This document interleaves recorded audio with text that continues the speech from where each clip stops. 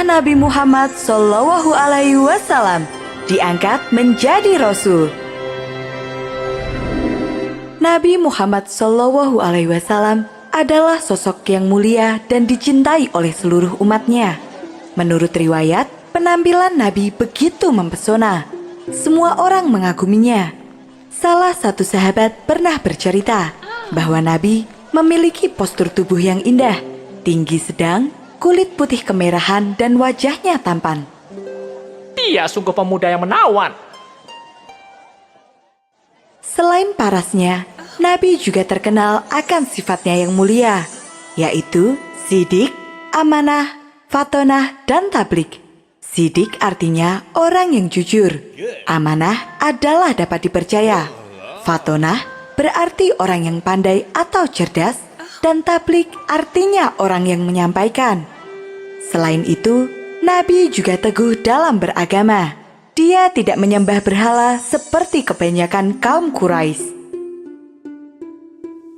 Ketika masih kecil, Nabi pernah bekerja sebagai penggembala. Saat remaja, dia mulai ikut pamannya berdagang. Nabi begitu tekun dan cerdas. Dia pun menjadi pedagang yang handal. Bukankah dia orang baru? Benar, dia sangat pandai. Dagangannya selalu laris. Saat berusia 25 tahun, Nabi menikah dengan Khadijah. Dia adalah wanita dengan akhlak mulia, sekaligus seorang pedagang besar yang sangat kaya. Dalam pernikahan ini, Nabi dikaruniai 2 orang putra dan 4 orang putri. Namun, 2 putra Nabi meninggal dunia ketika saat masih kecil. Mereka adalah Qasim dan Abdullah. Dan 4 putri Nabi adalah Zainab, Ruqayyah, Ummu Kulsum, dan Fatimah. Pada suatu hari, banjir besar melanda kota Mekah. Dampak paling parah terlihat pada Ka'bah. Bangunan yang sudah berdiri sejak masa Nabi Ismail itu mengalami kerusakan. Apa yang harus kita lakukan? Tentu saja memperbaikinya. Tapi Ka'bah adalah rumah Tuhan. Jika sembarangan menyentuhnya, kita akan celaka.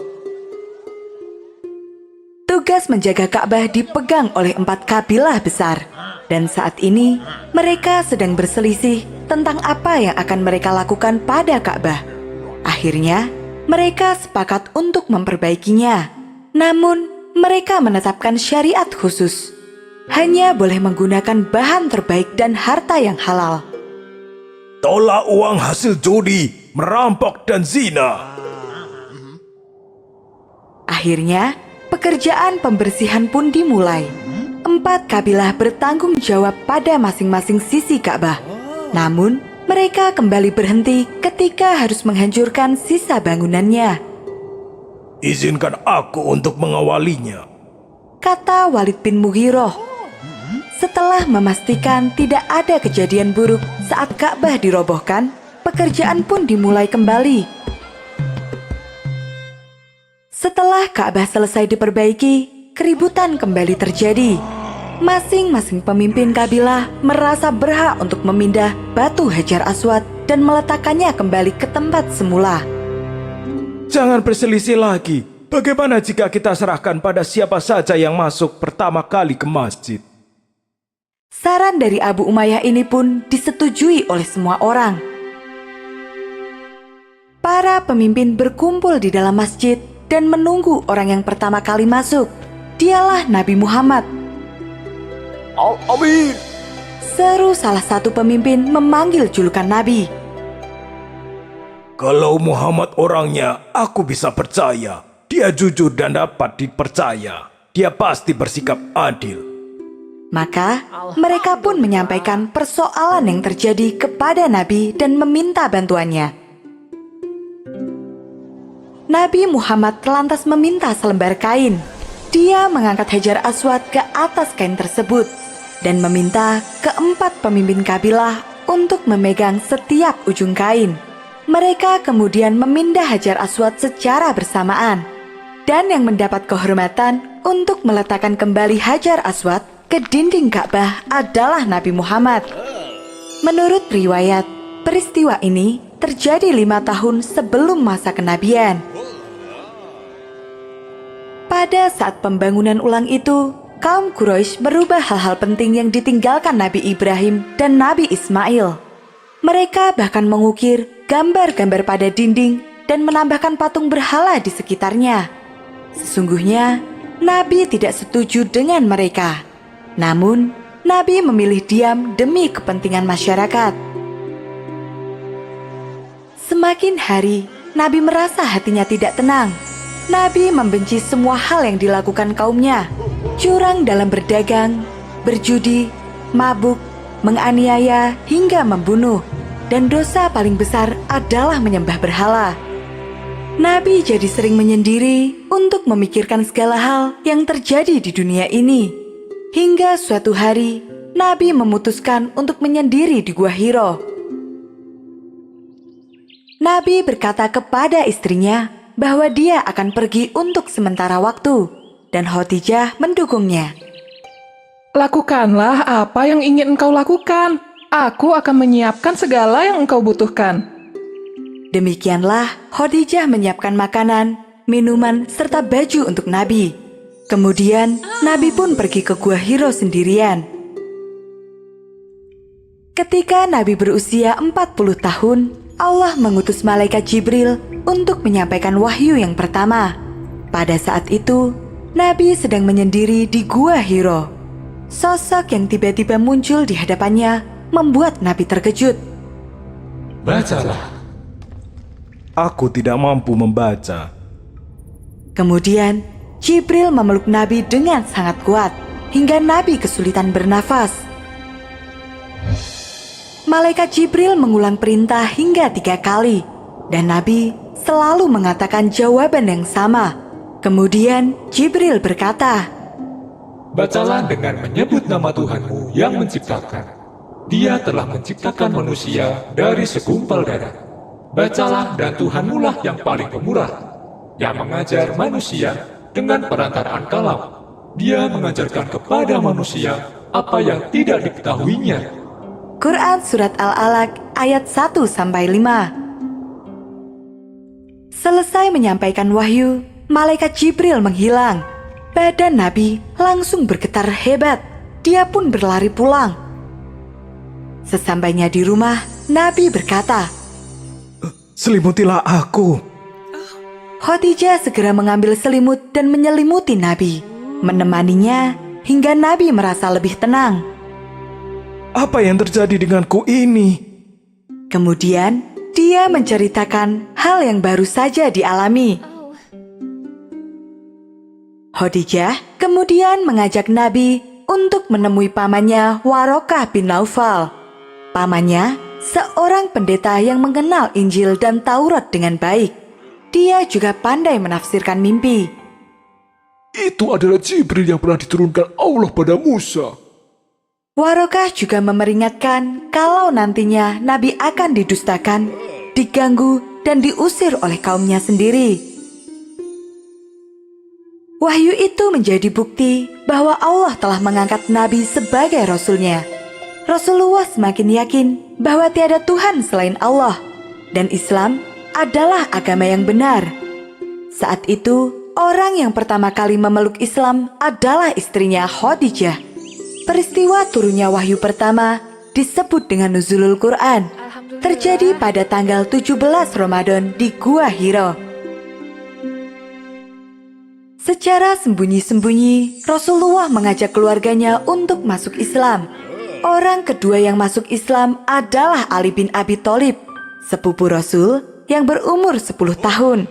Kemudian disusul oleh Abu Bakar, sahabat karibnya sejak kecil, Zaid bin Haritsah, anak angkatnya, dan Ummu Aiman, pengasuhnya ketika masih kecil.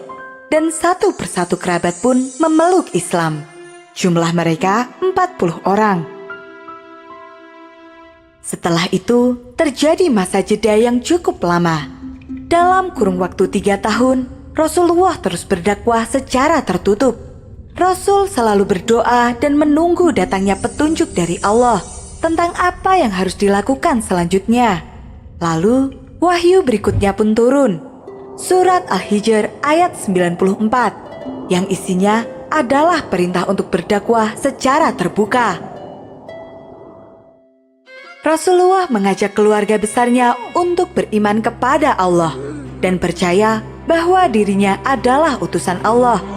Namun, mereka menolak dan meminta agar Rasul menghentikan dakwahnya itu. Orang yang paling menentang adalah Abu Lahab, paman Nabi sendiri, dan istrinya Ummu Jamil. Mereka khawatir kabar ini akan menjatuhkan kedudukan mereka di mata kaum Quraisy. Apa yang membuat Muhammad berubah seperti itu? Dia selama ini terkenal dengan orang jujur. Dia tidak mungkin berdusta. Aku yakin dia terkena sihir. Begitulah, mereka yang tidak setuju dengan ajakan Rasul beranggapan bahwa dia terkena ilmu sihir. Demi kebaikan keluarga kita, Muhammad harus dihentikan. Tekad Rasulullah begitu kuat. Meskipun mendapatkan tantangan dari keluarga, dia tidak pernah menyerah. Rasul berkata bahwa tidak ada Tuhan selain Allah. Dia yang maha perkasa lagi maha bijaksana. Sesungguhnya, agama yang diridhoi di sisi Allah hanyalah Islam. Dan segala sesuatu yang terjadi di dunia telah diatur olehnya. Apakah kau juga ingin bertemu dengan Muhammad? Iya, aku ingin berjumpa dengan utusan Allah.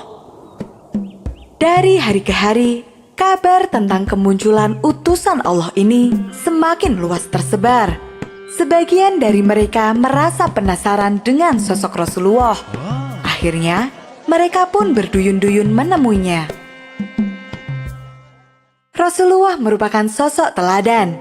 Tidak ada orang yang lebih jujur, lembut, dan penyayang selain dia. Hal ini membuat orang-orang mau mengikutinya tanpa keraguan sedikit pun. Hal yang paling membuat orang kagum adalah kasih sayangnya terhadap kaum lemah dan miskin. Rasul tidak akan segan-segan memberikan apapun yang dimilikinya kepada orang yang lebih membutuhkan. Semakin bertambah umat yang memeluk Islam, semakin bertambah pula golongan yang membenci Islam. Mereka mulai mengganggu orang-orang lemah yang ketahuan memeluk Islam. Beraninya kalian para budak menentang perintah majikan. Jika kalian tertangkap basah pergi menemui Muhammad lagi, aku akan memberikan hukuman yang berat. Tidak berhenti dengan menyiksa para budak, pembantu, dan orang miskin, mereka juga menutup semua mata pencaharian kaum muslimin. Kaum muslimin tidak bisa lagi bekerja, berdagang, atau sekedar membeli bahan makanan. Hal ini tentu membuat mereka sengsara. Namun, Rasulullah mengingatkan umatnya bahwa Allah lah yang mengatur semua rezeki di dunia ini. Jadi, tidak ada alasan bagi mereka untuk mengeluh. Dalam masa-masa yang begitu sulit, Khadijah selalu mendampingi dan mendukung Rasulullah. Semua harta bendanya digunakan untuk menegakkan agama Islam.